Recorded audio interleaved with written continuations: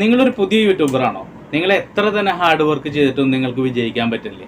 എങ്കിൽ ഇതാ ഒരു അടിപൊളി വെബ്സൈറ്റ്. ഈ വെബ്സൈറ്റിൽ നമുക്ക് ലോങ് ടെയിൽ കീവേഡുകളാണ് ലഭിക്കുന്നത്.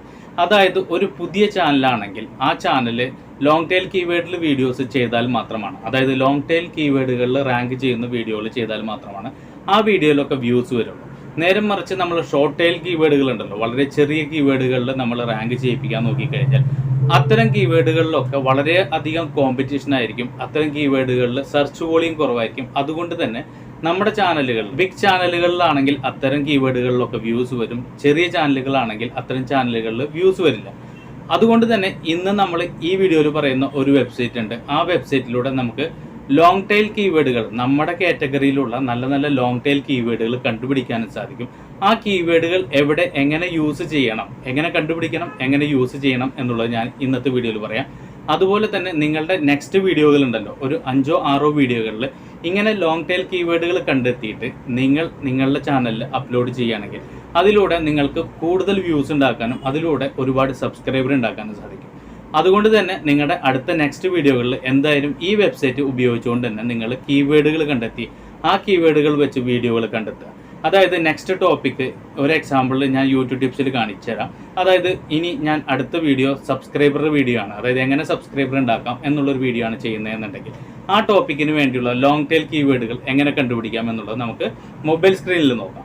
ഇതിനു വേണ്ടി ആദ്യം തന്നെ നിങ്ങൾ ചെയ്യേണ്ടത് ഏതെങ്കിലും ഒരു ബ്രൗസർ, അതായത് ഗൂഗിൾ ക്രോമോ അല്ലെങ്കിൽ മോസില്ല ഫയർഫോക്സോ അങ്ങനെ ഏതെങ്കിലും ബ്രൗസർ ഓപ്പൺ ചെയ്ത് അതിൽ ഗൂഗിൾ ഓപ്പൺ ചെയ്യുക.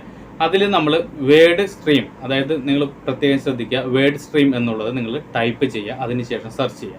ഇങ്ങനെ സെർച്ച് ചെയ്യുമ്പോൾ രണ്ടാമതായിട്ട് അതിൻ്റെ സെർച്ച് റിസൾട്ടിൽ നമുക്ക് വേർഡ് സ്ട്രീം എന്നുള്ള ഈ വെബ്സൈറ്റ് കാണിക്കും. അതിൻ്റെ തൊട്ടടിയിൽ നിങ്ങൾ നോക്കിക്കഴിഞ്ഞാൽ ഫ്രീ കീവേഡ് ടൂൾ എന്ന് കാണാൻ സാധിക്കും.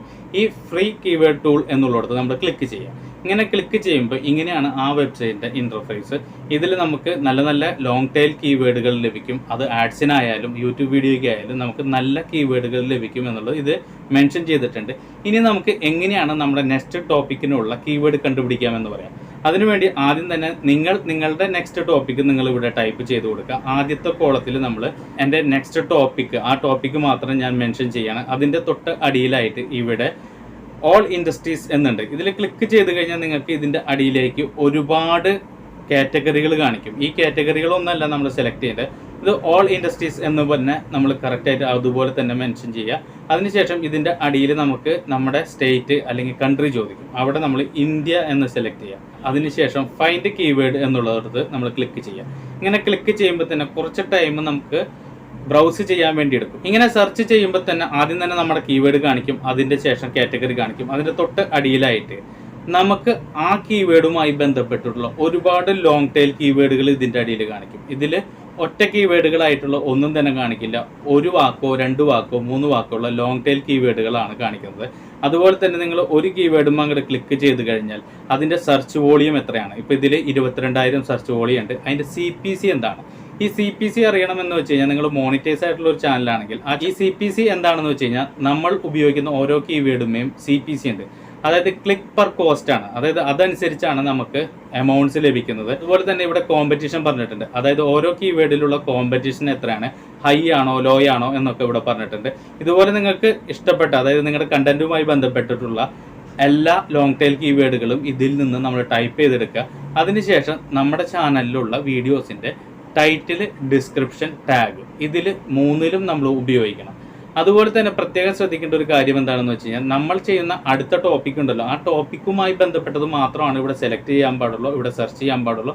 അതുമായി ബന്ധപ്പെട്ട ലോങ് ടെയിൽ കീവേഡുകളും ആണ് നിങ്ങളെ ടാഗ് സെക്ഷനിൽ എന്തായാലും കൊടുക്കാൻ പാടുള്ളൂ.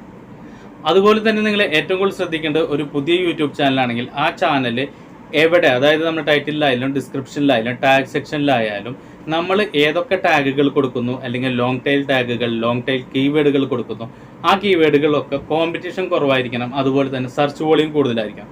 അത്തരത്തിലുള്ള കീവേഡുകൾ ഉപയോഗിച്ചാൽ മാത്രമാണ് നമുക്ക് കൂടുതൽ ആൾക്കാരിലേക്ക് യൂട്യൂബ് നമ്മുടെ വീഡിയോസ് കാണിക്കുള്ളൂ. അതിലൂടെ കൂടുതൽ സബ്സ്ക്രൈബർ വരുള്ളൂ, അതിൽ നിന്നാണ് നമുക്ക് വ്യൂസ് വരുള്ളൂ. അപ്പോൾ ഇന്നത്തെ വീഡിയോ നിങ്ങൾക്ക് ഉപകാരപ്പെട്ടു എന്നുണ്ടെങ്കിൽ എന്തായാലും കമൻറ്റിൽ പറയാം. അതുപോലെ തന്നെ ഈ വീഡിയോ ലൈക്ക് ചെയ്യാൻ ആരും തന്നെ മറക്കരുത്. ഇതിലും നല്ല കണ്ടന്റുകളുമായിട്ട് നമുക്ക് മറ്റൊരു വീഡിയോയിൽ കാണാം. ബൈ.